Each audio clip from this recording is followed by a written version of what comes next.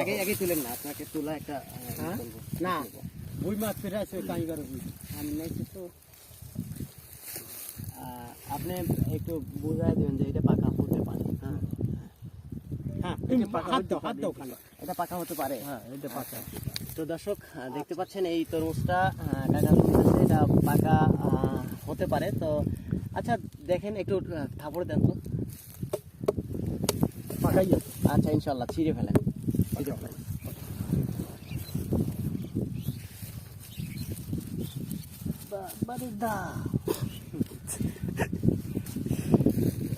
ছিঁড়ে গেল কিন্তু তাই কাটলে না।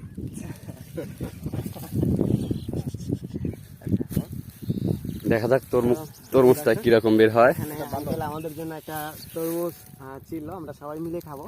তো দেখা যাক তরমুজটা কেটে দেখি আসলে কেমন হয়।